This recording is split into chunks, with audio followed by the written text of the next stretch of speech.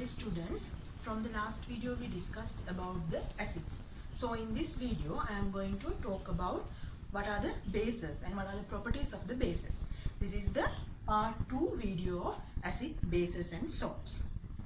So in the last video we discussed that acids are the chemical materials that can release H plus ions to an aqueous medium. Likewise, bases also can give another definition. That is, if any chemical can release OH minus ions to an aqueous medium, we call them as bases. So if we take this example, we know that sodium hydroxide is a base. So it dissociates into Na plus and OH minus. So if any compound can give OH minus ions, we can name it as a base. So bases, there are different bases in the laboratories as well as in our home. Sodium hydroxide, potassium hydroxide, magnesium hydroxide, ammonium hydroxide, as well the lime that we are chewing with the beetle, they belongs to bases. Bases also can be mainly divided in two groups as strong bases and weak bases. For examples for the strong bases are sodium hydroxide, potassium hydroxide and magnesium hydroxide. So in here you can see, if it is a strong base, it should dissociate OH minus ions completely. There should be a complete dissociation of positive and negative ions. Sodium hydroxide dissociate from here and it produces Na plus ions and OH minus ions. Potassium hydroxide also same thing. Dissociate from this place and produce K plus ions and OH minus ions. This is magnesium hydroxide. It dissociate and produce Mg2 plus ions and OH minus ions. As there are two OH minus, we have to balance that one with these two. Always write the equation in balanced method. As well as you have to give what is the state. Aqueous medium have to be stated there. But when we consider weak bases, they can't dissociate OH minus completely. Just like in the weak acids, here also they do the partial ionization or partial dissociation. This is ammonium hydroxide. So it gives NH4 plus ions and OH minus ions. But here we are using this double arrow method. Double arrows means always in the medium NH4OH, NH4, OH minus, OH is present, NH4 plus are present, OH minus are present. Always these three compounds are present in the aqueous medium.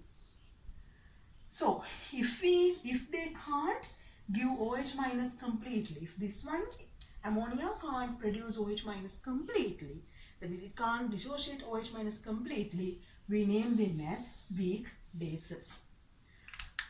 Now we will consider about what are the properties of bases. If any base get contact with your hand, but don't go to touch the bases, it's very dangerous. They are soap in nature. Just like soap, when you are washing, it is soap in nature. As well as these bases can turn red litmus into blue color. Another special feature is they can react with the acid and produce salt and water molecules. Now if we take sodium hydroxide, this is a strong base. This is the strong base. Sulfuric is a strong acid. So this strong base and strong acid get together. So they will, as they are strong, that means they can do complete ionization. So they cause complete dissociation. Then this sodium get together with this sulfur part. Na plus is there, SO4 minus is there. So they get together and produce sodium sulfate. And these two get together and they can produce a water molecule. So always remember, a strong acid when react with a strong base, they produce a salt and water molecule. Then you must know some special uses of only about sodium hydroxide and magnesium hydroxide. Sodium hydroxide, we know it is containing in soap materials. Sodium hydroxide is used, and to produce papers, to produce artificial silk, they are using sodium hydroxide. As well as this is used to refine the petroleum products. That means petroleum oils, just like petrol, diesel, they are purified by using sodium hydroxide. Another special thing is this is a very common strong base used in our normal laboratories, scientific laboratories. If we want to talk about magnesium hydroxide, you know that there is a juice called milk of magnesia, or we call it as Digene syrup or Digene tablets. We are taking that one orally to reduce the gastritis pain. So magnesium hydroxide can be used to relieve gastric pain. Another feature of magnesium, another property of use of magnesium hydroxide is they are using in the sugar industry. That is, we know that sugar is extracted from sugar cane. In that process, molasses, a compound called molasses, is produced. To purify this molasses, we are using the magnesium hydroxide. So this is the main thing that you have to learn about bases. What is the definition for bases? How to differentiate a strong base and a weak base? And what are the properties of bases and some uses of sodium hydroxide and magnesium hydroxide. Now we'll move to another part that is related to how can you identify an acid and a base. When you identify an acid and a base, you have to use an indicator. Then what is an indicator? Indicator is a chemical material, chemical compound that gives different colors or different properties when reacting with acids or bases. We call them as indicators. Normally there are mainly 4 indicators that are used for our ordinary level laboratories. Those are litmus papers. Litmus, there are 2 type papers as blue litmus and red litmus. Another one is pH papers, methyl orange solution and phenolphthalein solution. Now we will see how can we identify these acids and bases by using these materials. Now we will see how these indicators give different colors to acids and bases. Now in this one, in the first row, you can see the example given is blue litmus. Normally it's a blue colored paper strip. When it is put into an acid, it gives red color. When it is put into a base, there is no color change. That means it remains as blue color itself. In the second row, it is red litmus. It's a red colored paper strip. And when we put this one into an acid, there is no color change. That means it remains as red color. When we put this one into a base, it gives blue color. Third row, it is pH papers. You all know that one. It's a yellow colored paper strip. It is having a range of 14 colors, 1 to 14. Number 7 we considered as the neutral. 1 to 7 we call them as acids, and from 7 to 14 we call them as bases. So when this pH paper is put into an acid, it gives red, orange or yellow color.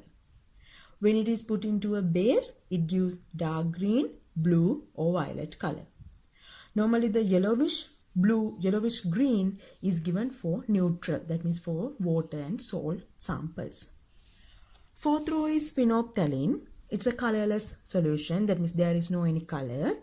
It is produced by dissolving the phenolphthalein white powder in ethanol or surgical spirit.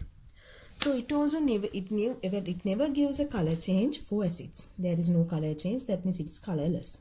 But for a base, it gives a nice pink color.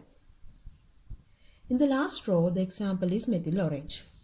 It's a yellow color solution. Methyl orange is a yellow powder. It is dissolved in water.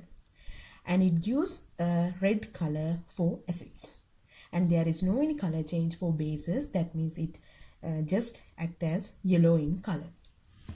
In here that you can see, so the different indicators are giving different colors for acids and bases. But is this very true or is this very correct? This is not an accurate method, because if we put a blue litmus to a water solution, there is no color change. So someone can argue if there is no color change, that means it's a base. So they may come to a conclusion that water is a base, but that's not true.